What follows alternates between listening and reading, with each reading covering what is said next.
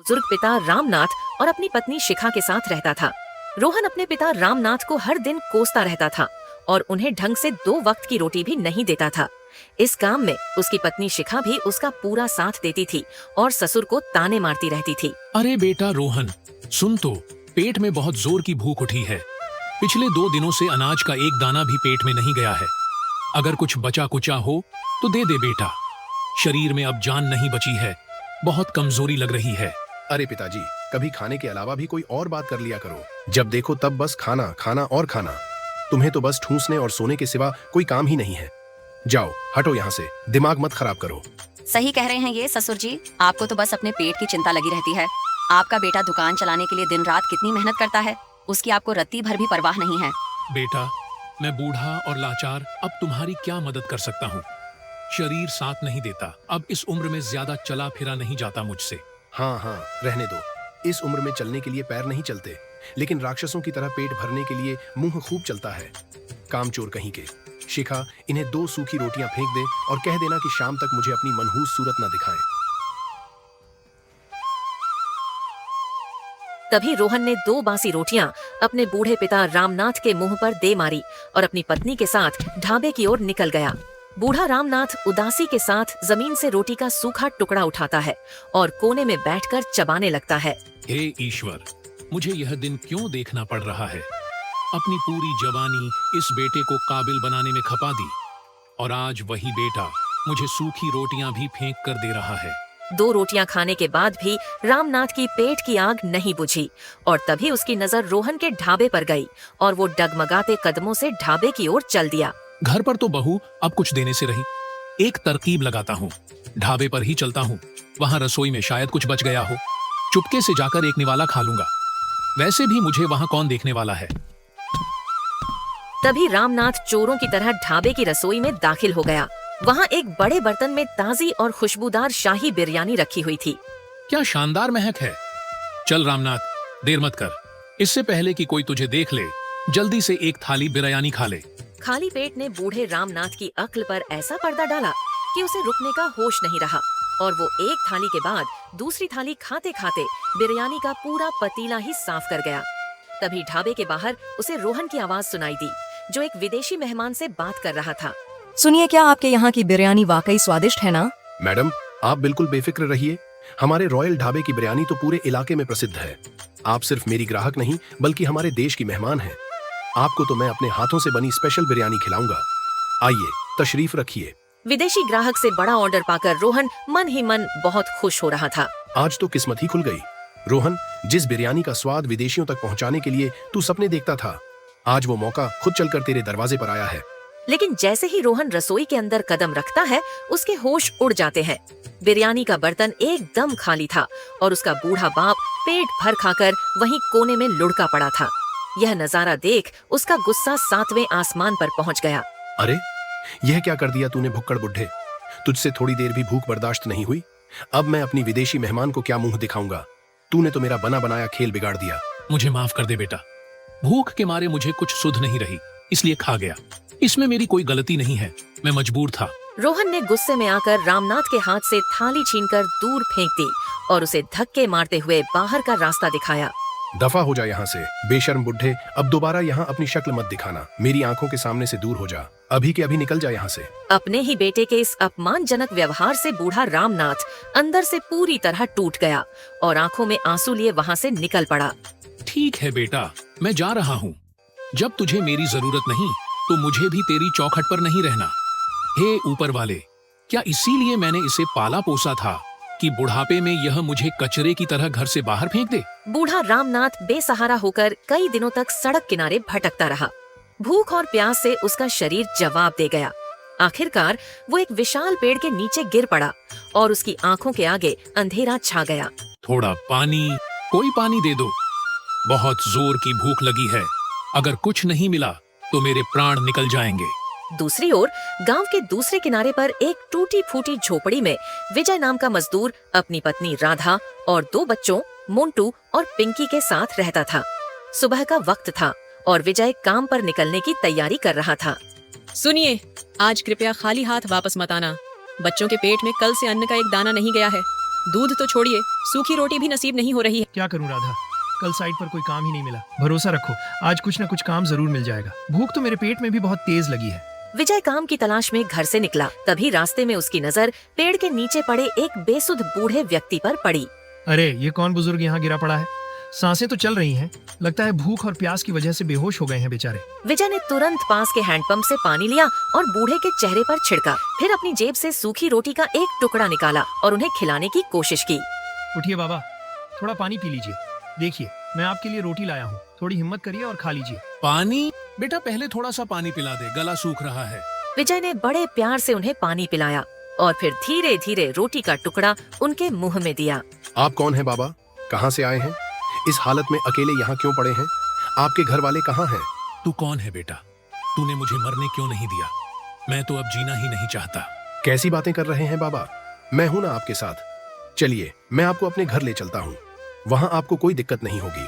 विजय ने बूढ़े रामनाथ को सहारा देकर उठाया और अपने कंधे पर टिकाकर अपनी झोपड़ी तक ले आया।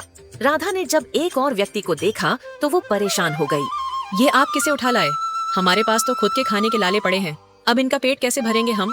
यह एक बुजुर्ग बाबा हैं। राधा भूख प्यास से तड़प रहे थे सड़क पर। क्या एक इंसान होने के नाते हमारा फर्ज नहीं बनता कि हम इनकी मदद करें?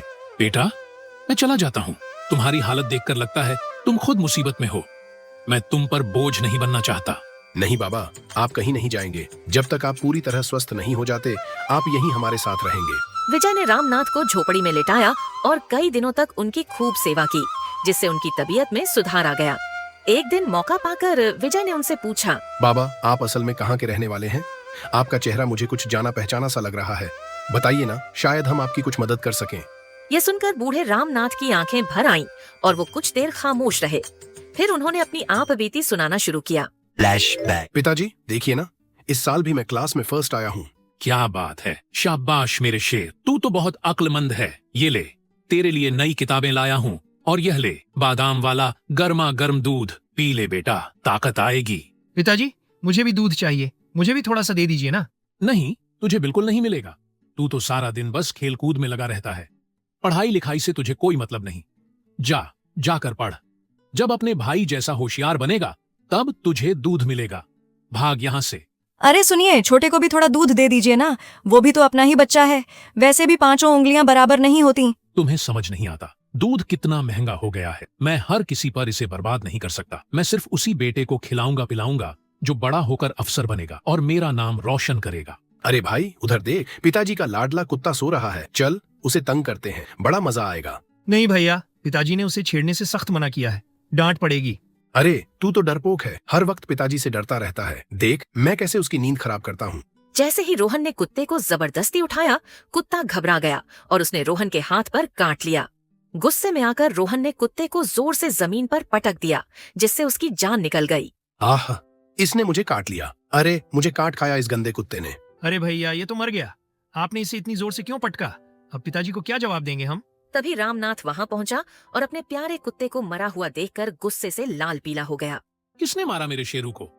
सच सच बताओ, वरना मैं किसी को नहीं छोड़ूंगा। पिताजी मैंने नहीं, इस छोटे ने मारा है। कल आपने इसे दूध नहीं दिया था ना, बस उसी का बदला ले रहा था आपसे। चुप कर दुष्ट, तू हमेशा झूठ बोलता है। रोहन कभी झूठ नहीं बोल सकता। ये तेरे जैसे अनपढ़ और जाहिल का ही काम है। निकल जा मेरे घर से। आज के बाद अपनी शक्ल मत दिखाना। भाग जा यहाँ से। उस घटना के बाद हमने रोहन को बड़े लाड प्यार से सिर पर चढ़ा रखा और उसकी हर जिद पूरी की। पढ़ लिख कर जब वो बड़ा आदमी बना तो गांव आकर उसने रॉयल ढाबा खोला। लेकिन शादी के बाद उसने हम बूढ़े माँ बाप पर जुल्म करना शुरू कर दिया। इसी गम में उसकी माँ चल बसी और मेरा क्या हाल हुआ वो तुम देख ही रहे हो बेटा। आपकी कहानी तो बहुत दर्दनाक है बाबा। वैसे उस छोटे बेटे का क्या हुआ फिर? पता नहीं बेटा, शायद मर खप गया होगा या कहीं ठोकरें खा रहा होगा। उस दिन के बाद मैंने कभी उसे ढूंढने की कोशिश भी नहीं की। रामनाथ की बातें सुनकर विजय का दिल भर आया, लेकिन उसने खुद को संभाला और बूढ़े को न्याय दिलाने की कसम खाई। आप रोइए मत बाबा, मैं वादा करता हूँ आपको आपका हक और सम्मान वापस दिलाकर रहूंगा। चलिए मेरे साथ उसी गांव में जहाँ से आपको बेइज्जत करके निकाला गया था। कुछ दिनों बाद विजय ने अपनी पाई पाई जमा पूंजी लगा दी और ठीक रोहन के रॉयल ढाबा के सामने देसी स्वाद नाम से एक नया ढाबा खोल लिया, जिसमें बूढ़ा रामनाथ और राधा भी उसका हाथ बंटाने लगे। यह क्या तमाशा है शिखा? देखो, सामने किसी बेवकूफ ने नया ढाबा खोला है। उसे शायद खबर नहीं कि इस गांव में मेरे ढाबे का सिक्का चलता है। बिल्कुल सही कह रहे हैं आप। खाने के बिजनेस में आपसे मुकाबला करना मतलब अपने पैर पर कुल्हाड़ी मारना है। देखते हैं यह अनाड़ी आपके सामने कितने दिन टिक पाता है। धीरे धीरे एक हफ्ता गुजर गया, लेकिन विजय के ढाबे पर एक भी ग्राहक नहीं आया। दूसरी तरफ रोहन के ढाबे पर ग्राहकों की भीड़ लगी रहती थी। देखा भाग्यवान, मैंने कहा था ना, मेरे सामने कोई नहीं टिक सकता। देखो वो विजय कैसे अपनी बीवी और मेरे उस मनहूस बाप के साथ बैठकर मक्खियां मार रहा है। इनका कुछ नहीं होने वाला। जब सारी जमा पूंजी खत्म होने की कगार पर थी और विजय ढाबा बंद करने की सोच रहा था, तभी राधा को एक उपाय सूझा। सुनिए, ये सच है कि हम रोहन जैसा महंगा खाना नहीं दे सकते, लेकिन धंधा सिर्फ स्वाद से नहीं बल्कि इंसानियत और कहानियों से भी चलता है। तुम्हारा मतलब क्या है? मैं समझा नहीं। मतलब ये कि रोहन अपने पिता के साथ कैसा सुलूक करता है, ये तो आप जानते ही हैं। क्यों न हम सबको ये बताएं कि कैसे उस एहसान फरामोश बेटे ने अपने बूढ़े पिता को धक्के मारकर निकाला। गांव वाले माता पिता को भगवान मानते हैं। वो ये जानकर रोहन को जरूर सबक सिखाएंगे। विजय को यह सुझाव पसंद आया। उसने गांव वालों को रोहन और शिखा की क्रूरता की सच्चाई बतानी शुरू कर दी। यह सुनकर गांव वाले रोहन से नफरत करने लगे। अब लोग विजय के ढाबे पर आने लगे। भले ही खाना साधारण था, लेकिन वो किसी पापी का पेट नहीं भरना चाहते थे। अरे राम राम, घोर कलयुग आ गया है भाई। भगवान औलाद न दे, पर रोहन जैसा बेटा किसी को न दे। हमें तो खबर ही नहीं थी कि यह दुष्ट अपने बाप को रोटी के लिए भी तरसाता है, वरना हम इसके ढाबे का पानी भी न पीते। सही कहा भाई। ऐसे कुपुत्र का घर भरने से हमें भी पाप लगेगा। कल को अगर हमारे बच्चे भी हमें घर से निकाल दें तो हम कहाँ जाएंगे? बिल्कुल नहीं, चलो आज से हम विजय के ढाबे पर ही खाएंगे। चलो भाई। धीरे धीरे रोहन की काली करतूतों की खबर आग की तरह पूरे गांव में फैल गई। लोगों ने रोहन के ढाबे का बहिष्कार कर दिया और विजय के ढाबे पर भीड़ उमड़ने लगी। यहाँ का खाना भले ही सादा हो, लेकिन कम से कम हम अपने पैसों से किसी पापी को बढ़ावा तो नहीं दे रहे। क्यों? सही कहा ना मैंने? 16 आने सच बात है। और वैसे आज की गोभी की सब्जी का स्वाद तो लाजवाब है भाई। खाकर आत्मा तृप्त हो गई। इस देसी स्वाद में खाना और संस्कार दोनों मिलते हैं। देखते ही देखते रोहन का चलता फिरता ढाबा वीरान हो गया। उसकी आमदनी पूरी तरह बंद हो गई। यह क्या हो गया शिखा?